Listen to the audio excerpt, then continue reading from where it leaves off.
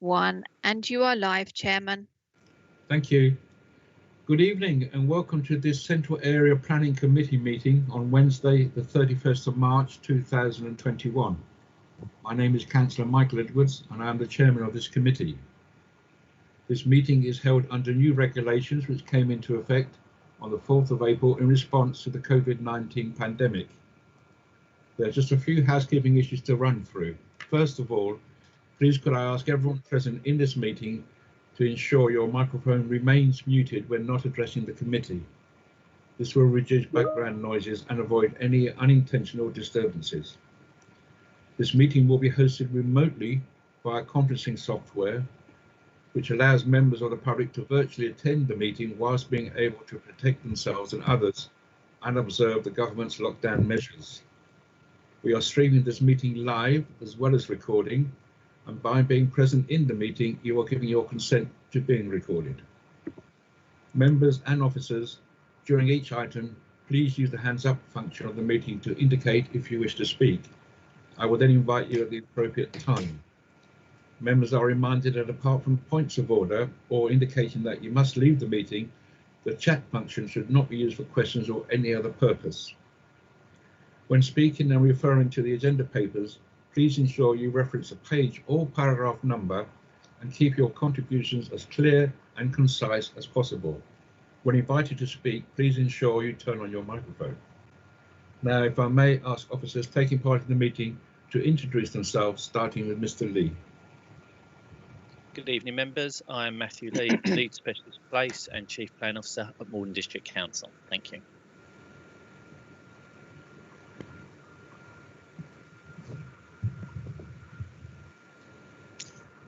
Good evening, members. I'm Michael Johnson, Lead Specialist Development Management. Thank you.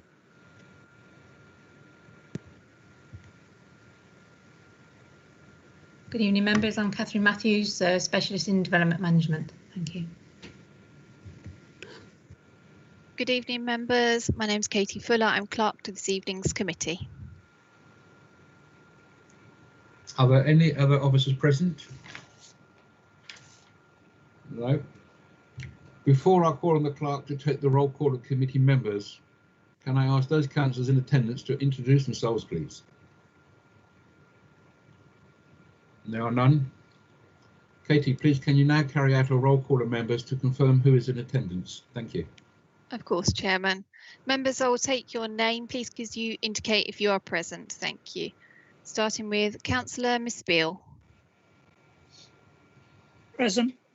Thank you. Councillor Edwards. Present. Oh, sorry. Councillor Hurd.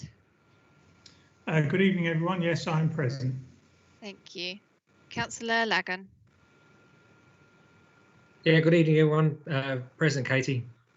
Thank you. Councillor Mays. Present, Katie. Thank you. Councillor Morris. Good evening and welcome. Thank you. Councillor Nunn. Yes, here, Katie. Good evening, everyone. Thank you. Councillor Shaughnessy. Good evening, everyone. Here, Katie. Thank you. Thank you. Councillor Stilts. Good evening. I'm present. Thank you. And Councillor Swain. Yes, good evening. Present. Thank you. That's all, Chairman. We have a full house. Thank you, Katie. Members, please be advised that we have 3 public participants in this meeting today, and I will call on them to speak at the appropriate time. Please note that they will be in the meeting with both their camera and microphone off until the decision is made on their agenda item. Item 2, may I have the apologies for absence, please, Katie? We have none, Chairman. Thank you. Item 3, minutes 24th of February 2021. It is recommended that the minutes of this meeting held on the 24th of February 2021, found on pages 7 and to 8, are approved as a true and accurate record. I so move, and if you wish to second that motion, please unmute your microphone and state your name now. Councillor Stilts. Councillor Beale. Thank you. If any member wishes to raise any matter of accuracy, please use the hands up function to indicate, and I will invite you to speak. Katie, please can you advise if any other members has indicated a wish to speak? No, Chairman. We have no members indicating they wish to speak. Thank you. Can I ask members if you wish to agree the minutes of to agree by assent? Agreed. Agreed. Agreed, Chair. Agreed. Agenda item 4, declaration of interest. To disclose the existence and nature of any disclosable pecuniary interests, other pecuniary interests or non-pecuniary interests relating to items of business on the agenda having regards to paragraphs 6 to 8, inclusive of the Code of Conduct for members. Members are reminded that they're also required to disclose any such interest as soon as they become aware that this should the need arise throughout the meeting. If any member has an interest to declare, please use the hands up function now to indicate, and I invite you to speak. Right, there's quite a few. So who was first? Councillor Stilts. Thank you, Mr. Chairman. I will declare a non-pecuniary interest in item 6 on the agenda, as I know one of the neighbours who I believe is an objector. Thank you. Councillor Hurd. Thank you, Chairman. I also declare a non-pecuniary interest that I know the neighbours of 21 Essex Road. Thank you. Councillor Nunn. Thank you very much, Chair. Item 5, Bates Road, non-pecuniary interest in that I've received contact from local residents, but of course I've expressed no opinion either way. Thank you. Thank you. Councillor Morris.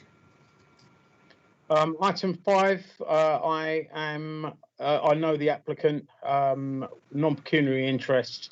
We don't exchange Christmas cards or never have exchanged bodily fluids. So I know the applicant. Thank you. Thank you. Councillor Lagan, sorry. That's right, Councillor Edwards. Non-pecuniary in agenda item number 6, please. I have a relative who lives on the road. No connection, but I just feel for completeness I would declare a non-pecuniary interest. Thank you, Chair. Thank you very much. Councillor Mays.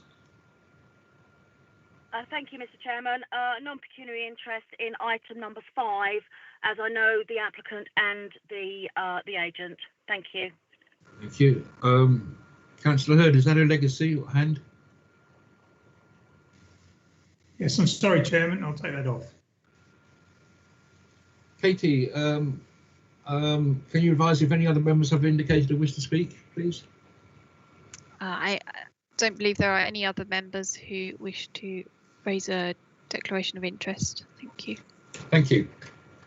Agenda item, therefore we go to agenda item 5, found on pages 9 to 28. Please note that a member's update in relation to this application has been circulated prior to this meeting. In a moment, I will call on the officer to present this item.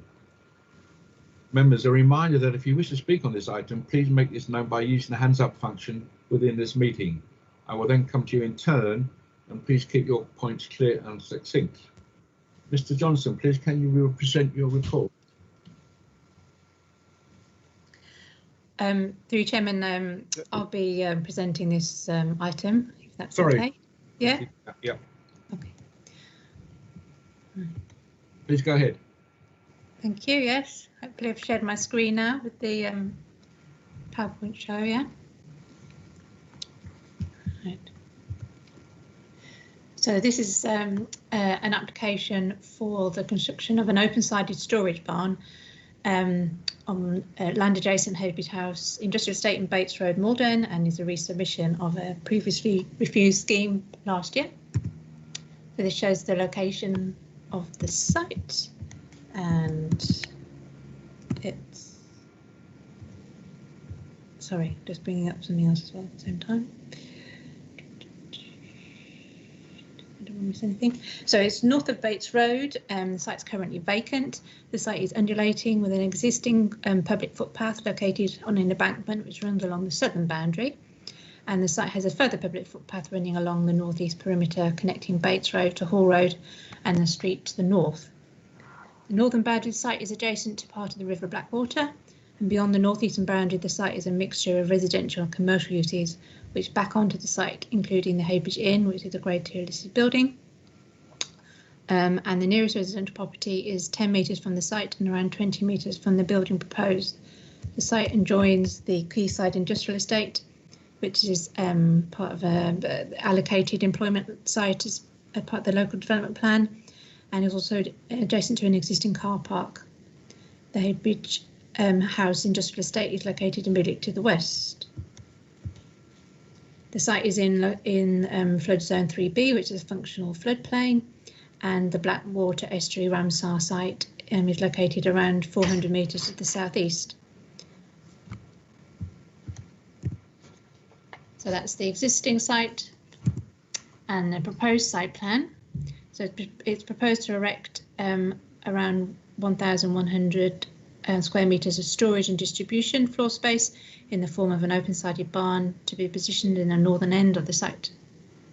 So the access from Bates Road will be here in the corner, with the car parking in this location and the barn over here, and that 10 metres shows the distance between the building and the boundary of the site, as mentioned earlier.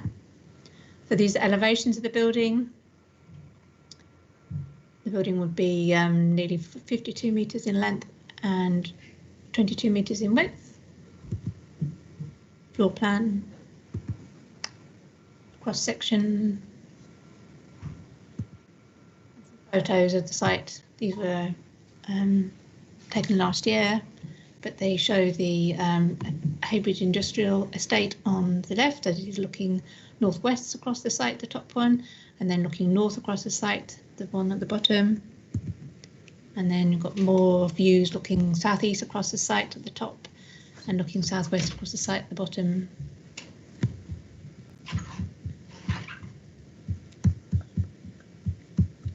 So having assessed the proposal, officers consider that the development would not comply with the flood risk sequential test and is therefore not acceptable from a flood risk perspective. It also has potential harm to the amenity of the neighbouring residents, and there's a lack of certainty and clarity regarding the means of surface water drainage from the development. And it hasn't been demonstrated that there's an adequate means of surface water drainage that will be provided, and development would not result in increase in flood risk. Just a comment on that, the agent has sent an email in this afternoon with some further information about surface water drainage, but there hasn't been an opportunity to assess this, and it is too late in the day to be submitting revised details for an application that's already on the committee agenda. Also take this opportunity to remind members that there is a update on members update, and that's the consultation response from Environmental Health, and they confirming their objection to the proposal based on its proximity to residential properties and the nature of the use and the open-sided form of the building that is proposed. Thank you, Chairman. Thank you. We have two public participants for this planning application, and in line with the public participation scheme, I now invite an objector, Angela McCulloch, to read out her submission. May I remind you that you are allocated 2 minutes only for public speaking in accordance with the scheme. Please turn your camera and microphone off when finished speaking. So, Mrs. McCulloch, are you there? Yes, can you hear me okay? Can't see you. Right, hold on a moment. Is that on now? Is camera on? Yes. Yeah. Yes. Yeah. Okay. Are you ready for me to start? Yes. Okay. Right. Thank you for giving me the opportunity to express my concerns. I've already submitted a detailed objection, which I assume you would have already read. But my objection is that the proposed building is on a floodplain, which, given the current climate change and environmental issues, is inappropriate. There was an article in the Maldon and Burnham in February stating that Maldon District Council were taking steps to ensure a better environment. So I don't know why, with this in mind, planning permission would be granted. I'm also concerned about the noise and the fumes and the smells coming from vehicles going to and from the facility, as this will increase. Although it's expected to store empty bins, who will monitor whether the bins are full or empty? The vehicle movements are supposed to be between 8 and 9, 6 arrivals and 9 departures, and between 5 and 6 in the evening, 2 arrivals and 6 departures. Does this mean there will be no further other movements during the day? And how will anyone know if the vehicles are going to the proposed site or to the current site at the end of the road? I'm concerned about the impact on the residents, especially those whose properties back onto the floodplain. There'll also be an increase in vermin, either rats or more predominantly seagulls, who will be attracted to the site. This will increase the noise and the fouling, as is already evident in the current recycling centre. Bates Road is busy with HGV and other vehicles, including the staff. The road is already congested with vehicles parking on the road and grass verges, and any increase will exacerbate the problem. With the planning application, companies always push the boundaries, i.e. increasing working hours, vehicle movements, etc. And although I live near the industrial estate, the amount of traffic has massively increased over time, and I think it's now time to consider the residents rather than the businesses. I feel that Greens have outgrown their facility and is now in the wrong place for this type of business that they operate. Thank you. Thank you, Ms. McCullough. I now invite Mr. Paul Cowder, the agent, to read out their submission. May I remind you that you are allocated 2 minutes only for public speaking in accordance with the scheme, and please turn your camera and microphone off when finished speaking. So, Mr. Calder. Thank you. Good evening, members. I'll keep this speech brief and focus on the case officer's reasons for refusal. The first is that the proposal fails the sequential test. A detailed sequential test was submitted as part of the application, which looked at a number of sites available on the open market located in flood zones 1, 2 and even 3. The assessment found that no suitable alternative sites for the proposed development existed within the area. I'd also like to point out that the site does have a lawful planning consent for car parking, like the 2 sites adjacent to it, and the principle of open storage, along with the form of a Dutch barn, was found acceptable through the grant of planning permissions in 2010 by the authority. A flood risk assessment has been submitted as part of the application, and during the determination of the previous application, the case officer refers to as being refused earlier last year, raised no comments to the proposal. I would like to highlight that the second reasonable refusal relates to the lead local flood authorities hold an objection. We have provided additional information to address this concern, and if we'd been allowed more time to reconsult with the lead local flood authority, I'm sure that they would have removed their holding objection. They have not objected on the principle, merely that some additional information was required. Turning to the third point regarding noise disturbance, a noise monitoring assessment was submitted as part of this application, and this showed no harm would be caused through noise emissions given the site's location directly adjacent to the existing residential industrial area. Further, when deciding the application earlier this year, the council's own environmental officer raised no objection or comparable technical data to address the noise monitoring that we'd undertaken. It is noted that they have not commented on this application. I do note that the case officer said that coming, but that's coming on Monday, and again, we haven't had sufficient time to address their comments. So I'll just leave that point there. I believe this would boost employment within the local area. I should stress this has no relation to green recycling. This is an open-sided storage barn located adjacent to an existing industrial area, which would employ some employment within the local economy, which is very vital in its current time. Thank you. Thank you very much, Mr. Cowder. Okay, members, I will now open the debate and invite you to make any comments on the report. But I would like to go, first of all, if I may, to the Ward Councillor, Councillor Mays, because this was a call-in. So, Councillor Mays, would you like to start off the debate? Yes, thank you very much, Mr. Chairman. I'm finding this application somewhat confusing, reading the documentation. Perhaps an officer can explain to me exactly what a holding objection is and why that would even be a thing on such a site. Also, there seems to be some confusion as to what this is actually going to be used for. My understanding is it has no connection, as was just said by the agent, to the recycling centre, although the owner is the same person. Again, that also confuses matters. There also is confusion over the sequential testing that has been undertaken, and I've been trying to attempt to find out exactly the extent of flood zone 3B, because if this is the case that this particular application does sit on a flood zone 3B, how much more of this particular industrial area sits within that flood zone behind existing flood defences?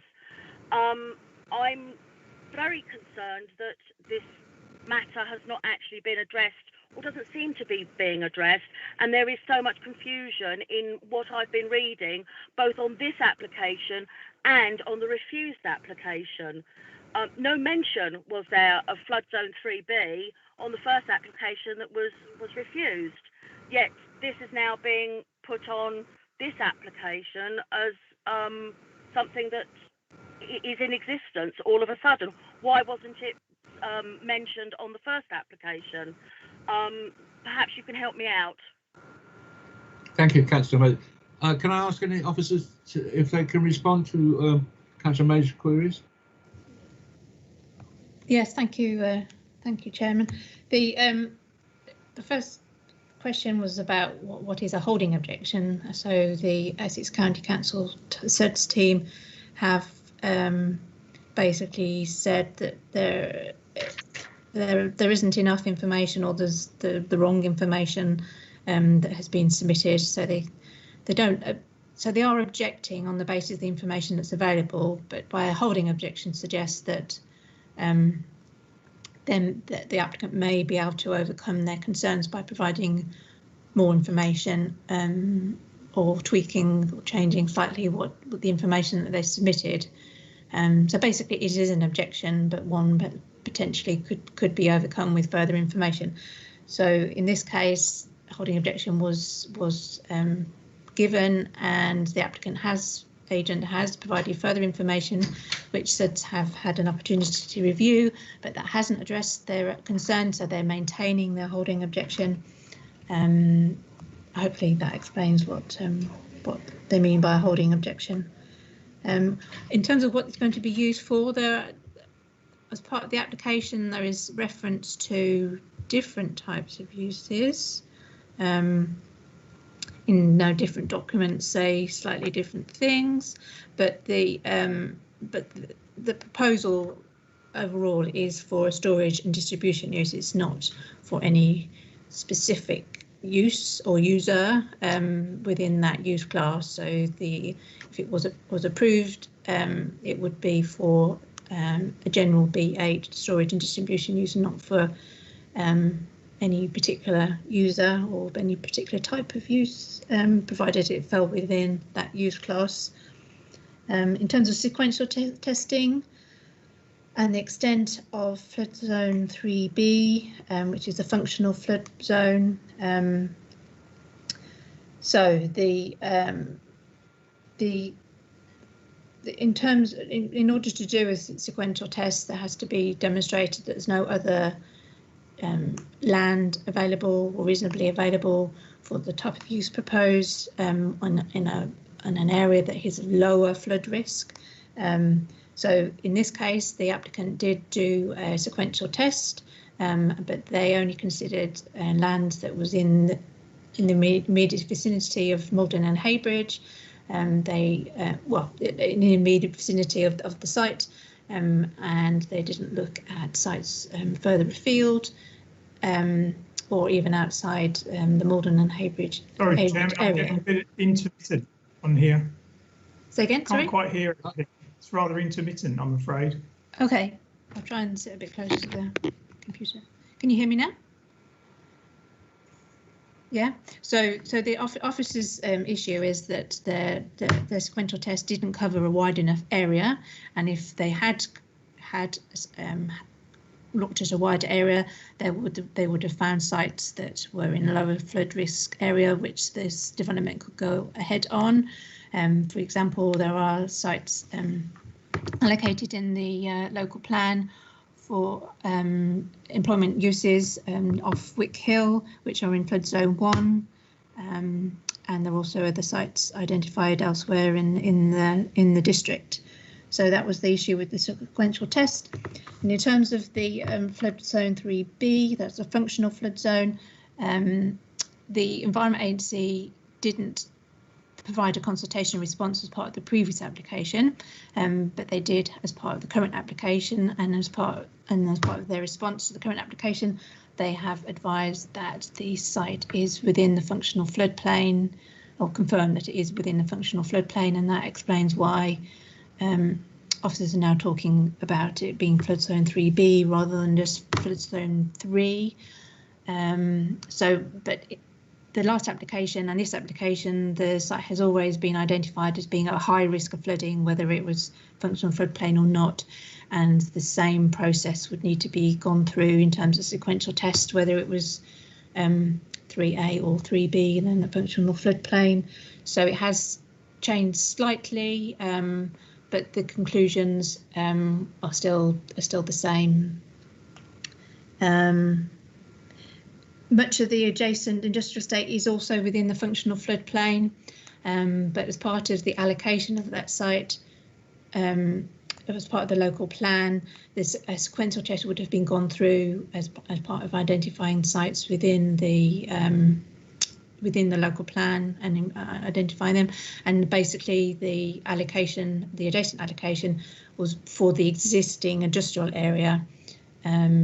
And didn't include land such as the application site, which was essentially a greenfield, a new site, and therefore that's why they're next to each other, but they would be approached differently if there was proposals for redevelopment of part of the adjacent industrial estate. That would be looked at or assessed differently in terms of flood risk than the current application site, which is outside the allocation and hasn't been subject to a sequential test as part of the allocation process, but needs to be part of a sequential test as part of the application process.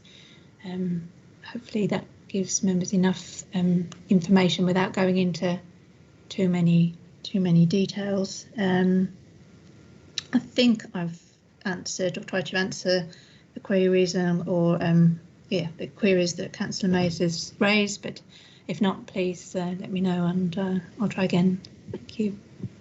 Councillor Mays, do you want to come back on that? Yeah, just very briefly. Thank you very much. It isn't easy. I understand that. The requirements for flood zone 3B are very much higher.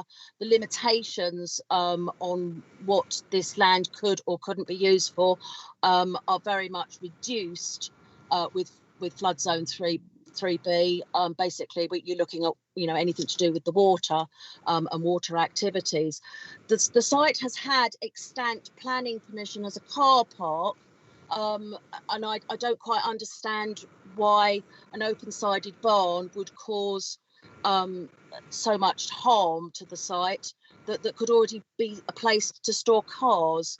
I'm a bit perplexed by that, and I'm also concerned that in the first instance we didn't get a response from the Environment Agency, bearing in mind the whole of the industrial site on the causeway is in flood zone 3, whether that's A or B, and we still haven't been able to bottom out exactly the extent of flood zone 3, A and or B, across the whole of this site, and what the implications are going forward for any development that may be done within the LDP areas or adjacent to any LDP areas. Thank you very much for your time, though. Thank you. Thank you, Councillor. Councillor Morris, I believe, was next. Thank you, Councillor Edwards. I noticed that Mr. Lee has got his hands up. I was just wondering if you'd allow me to give way to Mr. Lee and then have my turn, please, Chair. Okay, thank you. Mr. Lee? I can't see you. Thank you, Chairman. Yep, I'm there. Yeah, I've got it up. It's fine. Sorry about that. Just for a little bit of clarity for members, I think for context, they may be interested to understand that planning flooding wasn't a particularly large consideration in the termination of planning applications prior to the publishing of PPS 25 in 2006. So there are going to be lots of houses, employment land, everything and anything, across the country that are in areas that now we wouldn't be encouraging development due to flooding. But anything that was pre-2006, it wouldn't really have been a big consideration for us as decision makers when coming to a recommendation. So I just thought, for a bit of context, if you're wondering why are there industrial sites that are historical in flood zones, that would have been why. And that's the same reason we have housing areas in it, and all things like that. So I just thought I'd give a little bit of context for you historical. Hope that's helpful. Thanks. Thank you, Mr. Lee. Councillor Morris. Thank you, Chairman. I'd just like to say that if I got a little bit off piste, I apologise. I have looked at this quite thoroughly now, and I'm actually quite surprised that we're using the flood thing to knock this back. One of the reasons, because we've got 1,300 houses going into Heybridge, and we've agreed to build on floodplains. We've got Holloway Road was recently put in, and that floods regularly.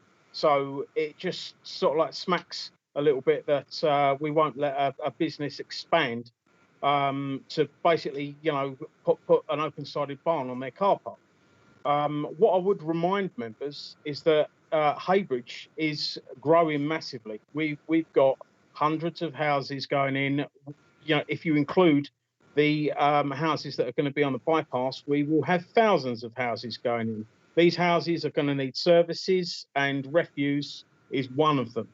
So it would seem that we would be very, very silly to ignore expanding this business when you consider that if we lose this business, or if this business goes out of the district, we're just going to have more congestion on the roads, which is probably going to be worse for the environment. The infrastructure needs to be improved to take into account the extra houses that have been forced on us, and this is hopefully going to be helpful. It's a hard sell to get a refuse company anywhere because of the stigma surrounding the business. No one wants a skip company, a refuse company, to be anywhere near their property, but it would be easier to expand this business and help the local community, not just with the employment, but with the infrastructure, rather than just turn it down. I would like to know as well, could any of the officers please tell me, when was the last time Bates Road flooded, please? I'm through you, Chairman. Sorry, I wouldn't know that from an officer point of view. Mr. Lee, have you got any idea when was the last time Bates Road flooded? I know it might be at risk of flooding, but when was the last time it flooded? Through you, Chairman. Off the cuff, no, I wouldn't have the answer, but I don't think it's actually a material consideration in determination of the application, because obviously this is about flood risk, but also this is the functional floodplains. This is the place where, if and when there ever was a flood, the water goes to not go to other places. So that's why it's actually so important we protect these pieces of land, because if we don't, we're actually going to cause exceptional or exacerbate the harm to other existing businesses, premises and properties if there is flooding. And I do think it's worth highlighting that the Environment Agency have actually stated, if we in their response, if you are minded to approve the application, contrary to this advice, we request that you contact us to allow further discussions and or representations from us in line with the Town and Country Pact, and under those powers they actually have the rights to actually basically get the Secretary of State to request to call it in. So this is not something they often, we get a lot of applications in flood zone. It's not normal for them to actually put that paragraph on. So I think members should be aware of that is the level of importance that the Environment Agency are flagging on this application as a concern if members were to go against the recommendation. Thank you, Chairman. Thank you, Mr. Lee. Thank you, Councillor Morris. Through the chair. So basically, the place is never flooded. It's a flood risk, but it's never flooded. When you've got places like Holloway Road that flood regularly, that we've okay building on, makes pretty much no sense to me.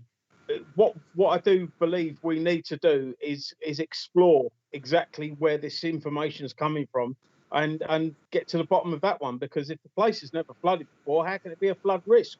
We've got places that regularly flood that we've okayed. It just seems very nonsensical. Thank you, Chair. Thank you, Councillor Morris. Who's next? Councillor Swain. Yes, thank you, Chairman. Yes, I don't quibble with Councillor Morris on the importance of trying to do something about a better arrangement for alleviating flooding and Holloway Road and other parts there. But I don't think that is, that's quite a separate issue really from this particular area. I think there's a lot of ambivalence about this area. It's not identified as an industrial area in the LDP. It's just been roped in generally into the Central Area Master Plan regeneration area, and yet it isn't really a regeneration site. It's arguable whether it is an extension to the existing industrial estate or not. To go to the other ambivalences or ambiguities, we seem to have limited environmental objections in some ways, and yet in 523 the area is cited as of local ecological importance. On the question of floods and flooding, the County Council SUDS team obviously want a lot more to be done by way of SUDS, but I think that really emphasises that you can't simply allow the water from this area to run off, or it won't run off because of the low-lying nature of it on floodplain 3B or flood risk area 3B, right next to the creek. I don't accept the argument that the area is a mixed residential industrial area. I think they're quite separate, really, if only because you've got the creek running between there and the housing, and also this is treated as being a green corridor, so it's quite clearly demarcating one side from the other. I can see the failure on the sequential test to be almost inevitable, and it's difficult actually to envisage what kind of activity would actually development there rather than somewhere else in the district. It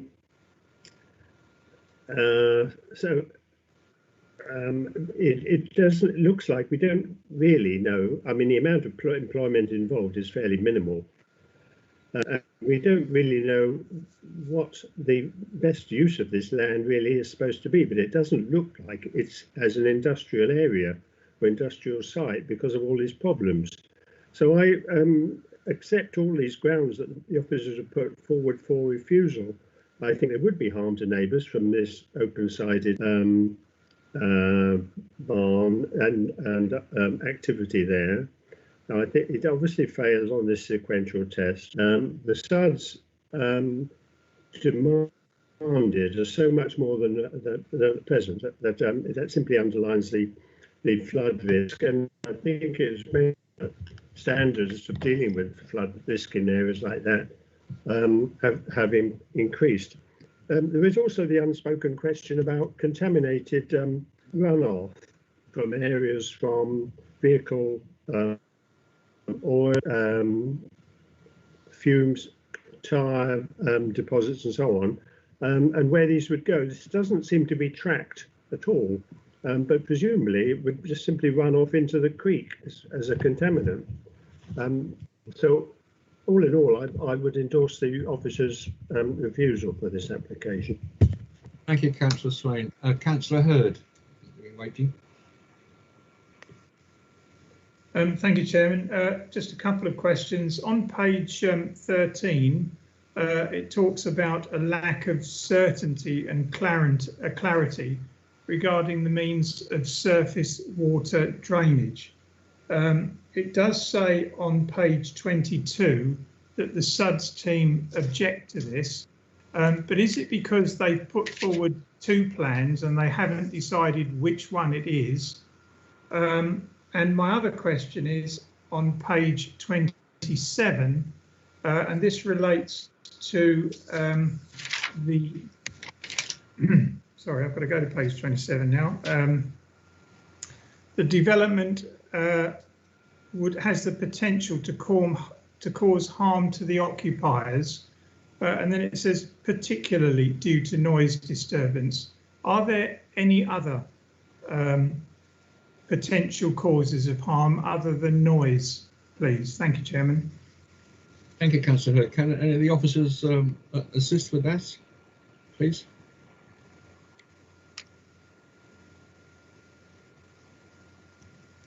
Yes, thank you. Through you, Chairman. One of the objections from Essex County Council said is that there were two schemes proposed, and their advice was that there should just be the one.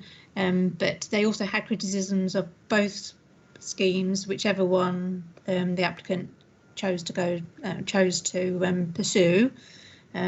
So that hasn't been resolved satisfactorily, or certainly to the satisfaction of Essex County Council said so far.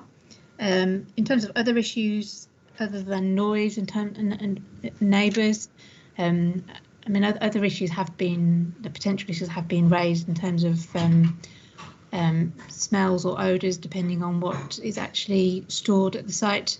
But the predominant concern would be the noise of the loading and unloading and other associated activities with the storage and distribution use by its very nature. Thank you. Thank you. Thank you, Chairman. Who has Councillor Stilts? Thank you. I think Councillor Lagan was before me, but I would have liked to have heard from the other ward member, which is Councillor Nunn, especially on the bit to do with archaeology on page 24 at 5.8.1, because I think that would be quite interesting as well. Can I go to Councillor Lagan first? I didn't see her there. Sorry, Councillor Lagan. Thank you, Councillor Stilts. That's very kind of you. Just a couple of points. I just think this motion should have been moved first before the debate. So just to say that. There's lots of interesting conversation here. There's a few things that have come up in the debate. First, I've got a couple of questions. The first one to note is how many letters of objection have been received with regard to this development. Concerns I have are with the sequential test that the officer has given us some quite good detail to consider as part of the debate. The risk of flooding is high. We will flood in this area. We haven't had it since '53, but it will flood.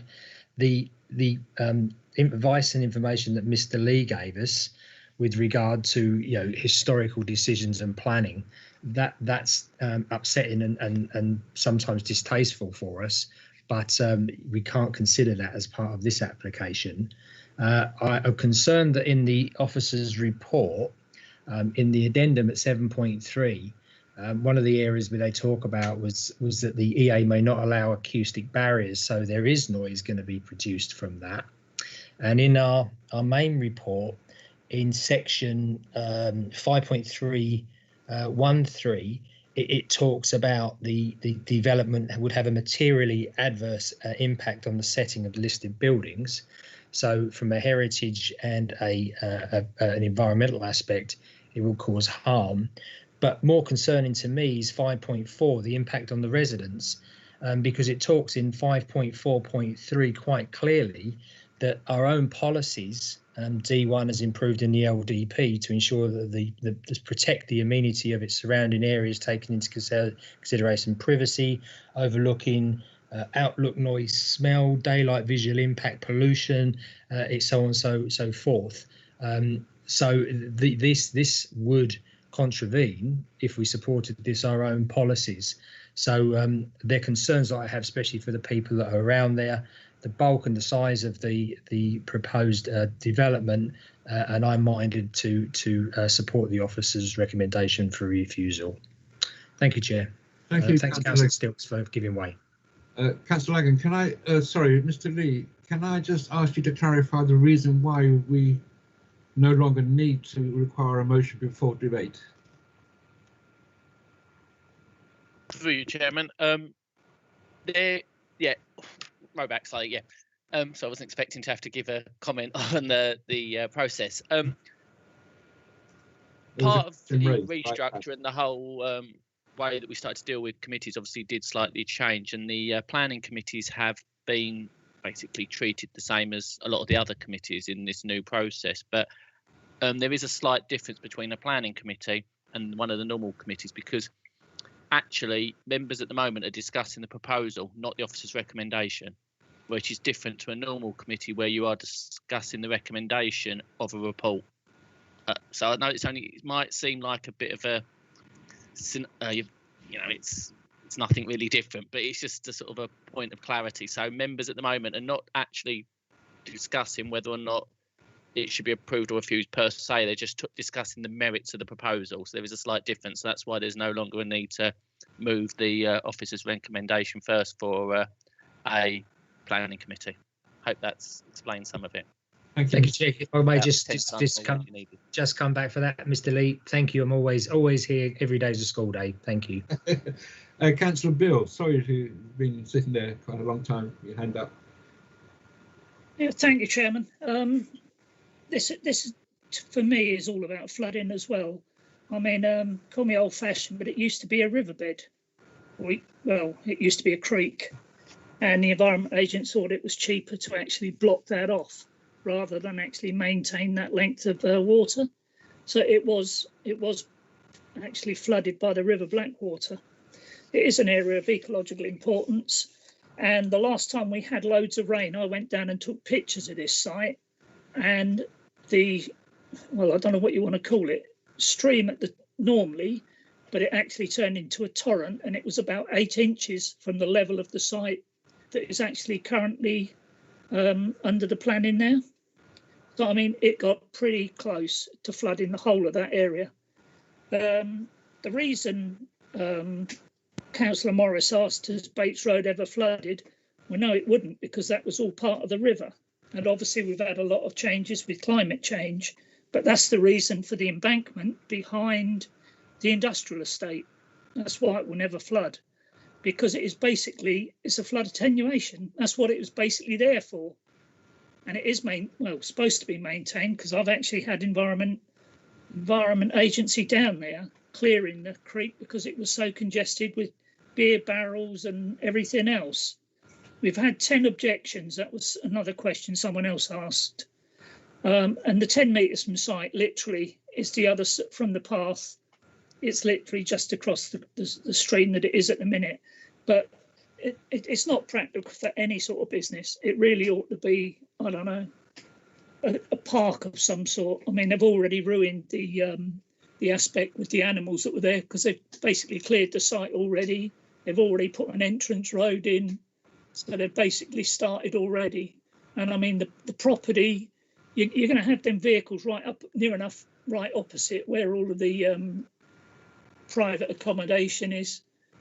And I mean, it's not going to exacerbate the congestion around Bates Road, because basically it's an industrial estate anyway. But that's the main thing I would say. It was very, very close to overtopping last time we had serious rain, which is why I took pictures of it. Literally 7 to 8 inches off of literally flooding the whole site. And that is really what the reason it was done by the Environment Agency, to basically capture water. Because I don't know whether you all knew, but all of the road water that comes off of Hall Road, that all goes in to that creek in between the pub and the first private house. So that also exacerbates it, not to mention the fact that it's not really kept clear, but that's down to the Environment Agency.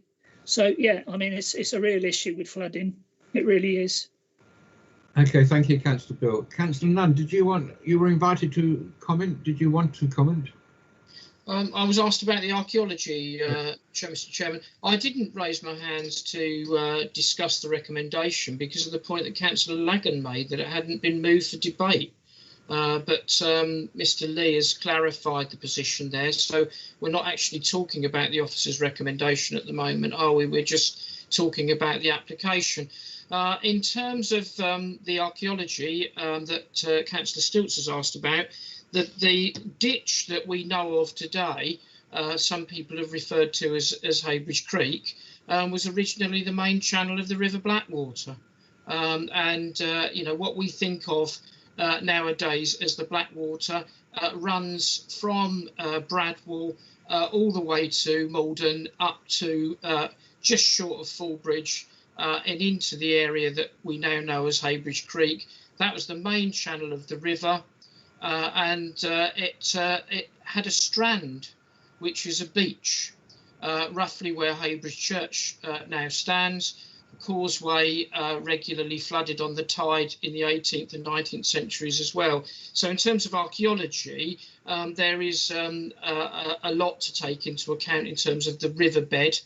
It's a bit controversial, this, but it has been suggested that that area was the original landing point connected with the Battle of Maldon, but we won't go there tonight. So archaeologically, I think it's important, and that has been highlighted on 5.8.1 of the report as a material consideration. Thank you very much. Thank you.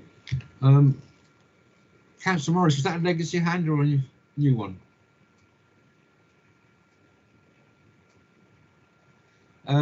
Councillor Stokes, is your legacy hand? No, actually, I was going to ask a couple of questions after that. One is on 5.7.7, and it's something from Councillor Beale has mentioned. In 5.7.7, it says appraisal and by EEC archaeology would be required by a condition. Well, if they've already removed vegetation and that which would have helped the animals on the site, how could we then put or look at the ecology of that site? So that's a bit worrying, is that we don't now know what was on that site before they started work on it. And the other one was to do with 5.8.1, which was basically saying that there will be considered a matter about the archaeology and how they're going to address that. So is that going to be a desktop archaeological survey, or is this actually going to be an archaeological dig? I know which one I would prefer, but I would like to know what the officers would put down as a condition. Yeah, through you, Chairman, the condition, if planning permission was granted, the condition would be as recommended by Essex County Council Archaeology, which I would have to look up to see exactly what the wording they used. It would be one of their standard ones. It's certainly more than a watching brief, so it would be an assessment to establish the potential significance of the archaeology on the site, and that would be partly desktop, looking at all the records that exist already in consultation with Essex County Council Archaeology, who are obviously the experts on this matter. And then if the potential was if it looked likely that there was archaeological interest on the site, then yes, there would potentially need to be some trial trenches dug to establish whether there was anything of archaeological interest under the ground. But I think even if, and then there's also requirements that if they have an archaeologist on site while they're digging, just in case there was anything is uncovered as part of that process. So it would all be managed and agreed with Essex County Archaeology in advance of any development works being carried out. In terms of the ecology of the site, then yes, it is acknowledged that the site, ecological interest of the site has certainly been reduced through the removal of the vegetation earlier part of last year, but the Essex County Council Archaeology has recommended that permission is granted, a condition is attached to to deal with the issue of ecology. Again, I'd have to check to see exactly what they said in their consultation, but it was but there would be opportunities to improve the biodiversity of the site. There are areas of the site that won't be built on or hard surface, so there is an opportunity there to make some positive benefits from an ecological point of view. Thank you. Thank you, Ms Matthews. I think we've done a good debate on this. Did I see a hand? Oh, sorry, Councillor Mays. Yes, thank you very much, Mr Chairman. If I could come back just very quickly, I'd like to thank officers for the work they've done on this. It hasn't been easy, and I've fought very hard for information on it. One of the things that I've just wanted to clarify, this site has extant planning permission for a car park. Does that mean, notwithstanding what we've just been talking about, particularly in relation to the archaeology, that they could, if they wanted to, cover it in concrete? That's the question. To make it a car park, which it already has permission for. I don't know the answer to that question. And that does really concern me, particularly in relation to the information that we've heard about the archaeology as well as the ecology of the site and the importance as far as it being a flood zone. Thank you. Yeah, through Chairman, there is, as has been referenced, there is a historic planning permission back in 1996, which was partially implemented. So, so there is that extant plan permission, and part of which this site was going to be used as a car park. I would need to check the planning permission to check to see what the details of the car park element was, but certainly the car park would involve hard surfacing the site. Again, there may have been conditions attached to that plan permission linked to archaeology and other things that they would need to do before they constructed the car park. But because that permission is so long ago, I suppose the question being, you know, if they've had permission that long, what would be the likelihood of it actually being done now? So I think there is an argument there to place limited weight on the fact that there is a planned permission for car parking, but it is there, and in theory, yes, it's something that could be done. Thank you. Thank you.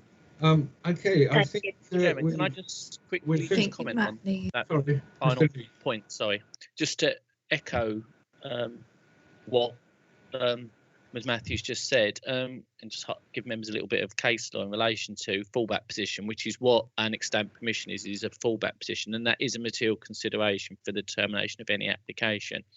But what also has to be is the likelihood of that permission ever being implemented. So it's sort of conversation we normally have a lot more about permitted development extensions on houses and things, but it goes exactly the same for something like this. And as Ms Matthews said, that permission is over 20 years old now, and that the owner or no developer has taken opportunity to take that forward. So I think in all likelihood the chances of that permission coming forward anytime soon is limited, and therefore should really be given a weight that accords with the reality of what has happened over the last 20 odd years. Thank you, Chairman. Thank you, Mr. Lee. Okay, I think we've debated this quite fully, and I will go then for the recommendation. And the recommendation is to refuse for the reasons as detailed in section 8 of this report. Could I have a seconder, please? Councillor Nunn, second. Thank you. Do you want a recorded vote or by assent? Recorded vote, please, Chair. Okay. Matthews, can you do that, please? I'm sorry. That's okay. That's fine, Chairman. So, members, we are voting for the officer's recommendation to refuse the planning application for the reasons as detailed in section 8 of the report. Members, I'll take your name. Please could you indicate if you are for, against or abstaining, starting with Councillor Miss Beale, please. For. Thank you. Councillor Edwards. For. Councillor Hurd. For. Dragon. For, please. Katie. Councillor Mays. For. Thank you. Councillor Morris. Against. Thank you. Councillor Nunn. For. Councillor Shaughnessy. For. Thank you. Councillor Stilts. For. Thank you. And Councillor Swain. For. Thank you. Chairman, that is 9 for and 1 against. No abstentions. Thank you. Therefore, this application has been refused as agreed. Okay, can I move on now to item 6, please? Pages 29 to 37. Please note that a member's update in relation to this application has been circulated prior to the meeting. In a moment, I will call on the officer to present this item. A reminder that if you wish to speak on this item, please make this known by using the hands up function within this meeting. I will then come to you in turn, and please keep your points clear and succinct. It's again, Ms. Matthews. Yes. Yeah. Yeah. Thank you, Chairman. Do your report, please. Thank you.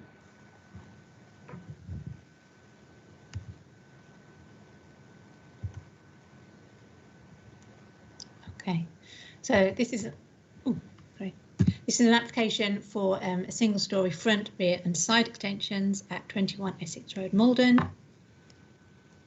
And that's a location plan showing, so it's a semi-detached house, 2-storey semi-detached house. And then we've got existing and proposed block plan, existing on the left and proposed on the right, showing the single-storey extension and wrapping around the rear and part of the side of the property with and a large porch on the front. So we've got existing plans and elevations. So the existing attached garage and the rear conservatory would be removed. And then a single-storey, say, side and rear extension would be added with a porch on the front. So you've got the elevations there. On the front part, the side extension would be flat roofed, but the elements on the front and to the rear would be have lean-to roofs. So this application follows the refusal of a planning permission, which included a first floor element to the side of the property, and these are the elevations showing those just for information. Some photographs of the existing property showing the attached garage and the properties the property on the nearest property, number 23 Essex Road. They've got a front elevation, front view and a rear view on the bottom. Sorry, that's all. So the application has been recommended for approval. The previous refusal was solely based on the first floor element of the that was part of the previous application. This has now been removed, and therefore officers consider the previous concerns have been addressed, and therefore the application is recommended for approval. Thank you. Thank you. We have one public participant for this planning application, and in line with the public participation scheme, I now invite the applicant, Mrs. Lorraine Prest, to read out her submission. May I remind you that you are allocated 2 minutes only for public speaking in accordance with the scheme, and please turn your camera and microphone off when finished speaking. So, Mrs. Prest, are you there? I'm here. Can you hear and see me? Yes. I have a question first. Am I meant to be reading out what I sent over to you yesterday? No, Mrs. Press, you can Good. speak how you wish. That's good, because I didn't keep a copy. So as previously advised, sorry, good evening everyone. As previously advised, this was a resubmitted application from a 2-storey side extension. I totally understand and accept the reason for the refusal, because in keeping with the appearance of the area, by having that side extension, it would have made it look like a 4-house terrace. So the only concern meant last time was the fact that it would have a poor impact on the local area. I've now removed the side extension but maintained the rear extension and the front porch, and bringing out the front garage very slightly. Everything other than the side extension was considered to fall in line with the appropriate requirements. I think the only objection was from number 19, being a loss of light to their property. Their property is a conservatory with a glass roof, and therefore I don't understand how there would be a loss of light. There's no consideration for loss of privacy, loss of light, or representing an unneighbourly view, and therefore I'm not really sure why it wouldn't be approved on this occasion, because I've complied with everything that was requested. I do note that there is a requirement for the maple to have a 3-metre barrier around it, and that's noted and agreed during construction. That's all I have to say. Thank you. Thank you very much, Mrs. Press. Members, I will now open the debate and invite you to make any comments on the report. Now, I believe, if I can go to the ward councillor, as it was accorded, Councillor Shaughnessy, would you like to start off the debate? You're muted. Sorry, Chairman. Yes, thank you.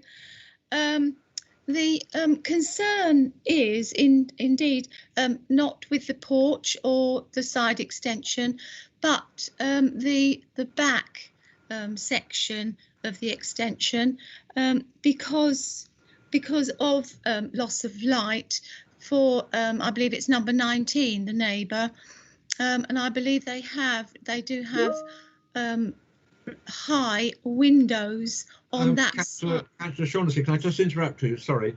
Mrs. Press, can you please turn off your camera? Thank you. Okay. Sorry. Thank you, Chairman. Yes, I believe it is more, as Mrs. Press said, that there is a see-through roof, whether it's glass or whatever, on number 19's conservatory, but they have got windows on that side as well, albeit high windows. But if this the back part of the extension goes up to the boundary, which I believe by the plans that Ms. Matthews has shown us, then there will be loss of light for these higher windows on number 19's conservatory. So that is the concern, Chairman. Thank you. Thank you. Councillor Hurd.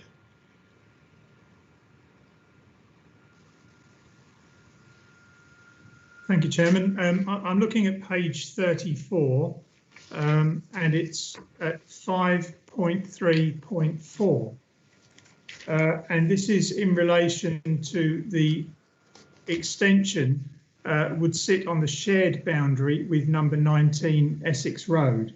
And I think from what he's saying, that there'll be also some alignment with the garage at the front, which may affect 23 as well. Am I correct with that?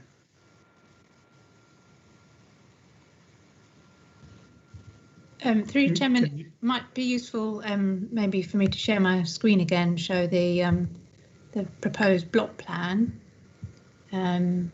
So this is number 19 here, with the conservatory at the rear, and it shows how far out the single-storey extension comes. And also bear in mind that it's a lean-to, so the eaves height here would be lower than the side here.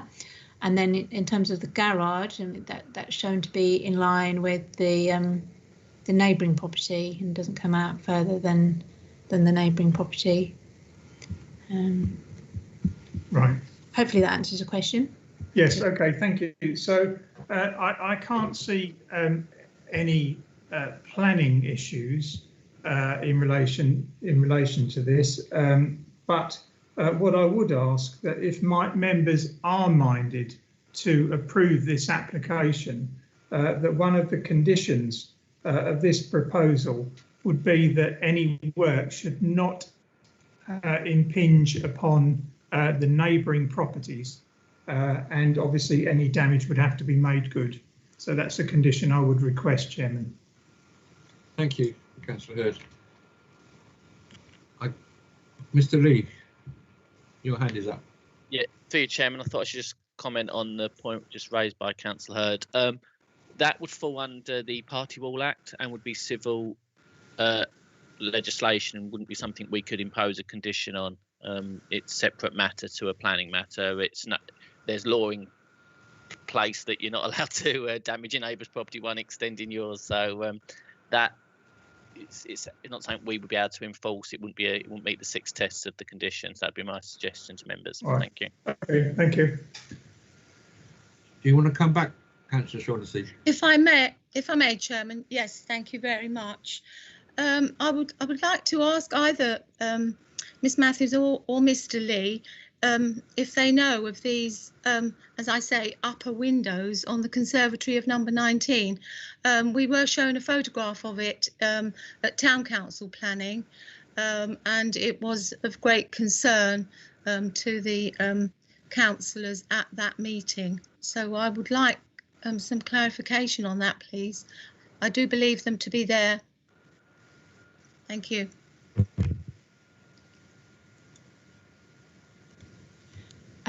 I can. I'd have to check the file to see whether there are any other photos, any others than that was shown just now in the presentation, because that photo doesn't include the conservatory at number 19. But if you give me a few minutes, I can have a look and see what's on file. I'll go to Councillor Stilts while you're doing that, perhaps. Yes, thank you, Mr. Chairman. I'm just wondering why we sort of mention number 19 at 5.3.2, but at 5.3.6, when we're looking at any impact on the neighbours, we only talk about number 23. Number 19 is not mentioned anywhere. So do they feel that number 19 won't have any impact because they're actually not mentioning it?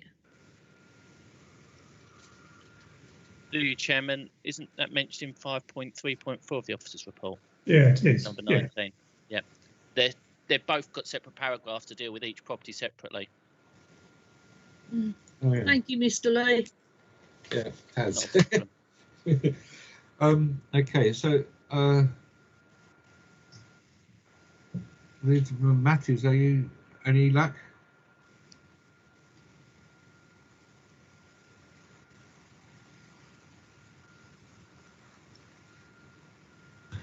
I am still looking. I'm probably not far off. Give me a couple more minutes. Katie, oh no, hang on. Anyone else want to speak? I think I've found one. Hang on. Right, let me share my screen.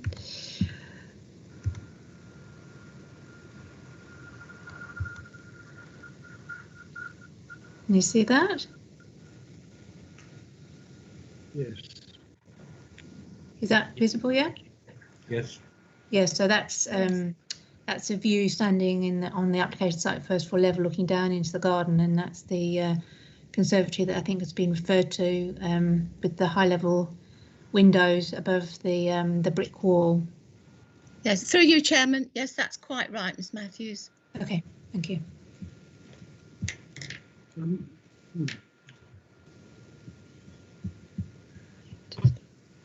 Councillor Smith, oh, you've got your hand up. Sorry.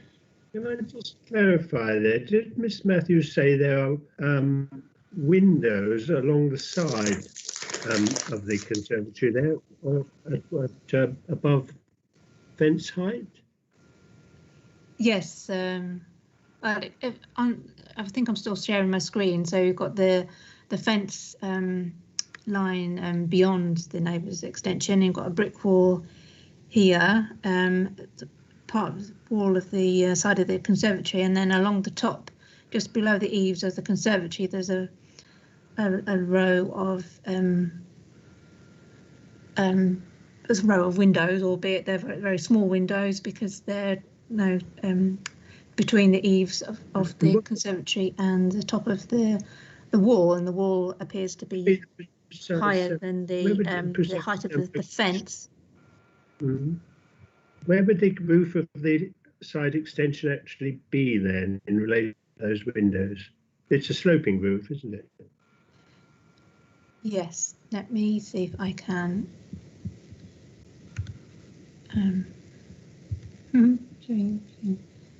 Chairman, do you mind if I just quickly say something while Ms Matthews looking? All right, yes. Just obviously for members' thoughts and considerations, we have to accept that any form of development we grant plan permission for will have some level of harm, whether it's impact on neighbours, noise, car parking, etc. But always we have to consider if the harm is to such a degree it results in material harm that warrants a reason for refusal.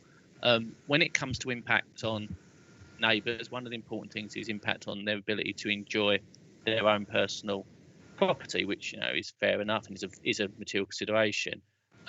But one of the things that is clear is the protection of habitable accommodation is infinitely larger and more protected than non-habitable accommodation. And habitable accommodation is things such as lounges, bedrooms, and non-habitable is bathrooms and kitchens, etc. And a conservatory would normally fall under non-habitable. Obviously, as we've seen from the photo that Ms Matthews showed, there are some high-level windows above that fence line. But also, as Ms Matthews showed, is that the roof is glazed, and as you can see through the roof, you could actually see that there's more glazing on the end elevation. So my professional advice would be that the loss of any light, even if all of those high-level windows were totally obscure glazed, would be relatively de minimis in the big picture and have a limited impact on the ability to actually enjoy that property in planning terms. Just give my bit of professional advice. Thank you, Chairman. Thank you. Yes, but can I just come back on that then, Chairman? Because it's rather ironic that the issue only arises because the person on the other side has got in first with the conservatory extension. And it seems rather ironic to try and claim loss of light because of something that they've done, which simply relies upon light coming from a neighbour's property. Thank you, Councillor Spade. Mr. Johnson. Yeah, just point out something practically as well. If Miss Matthews can bring back the plan showing the property,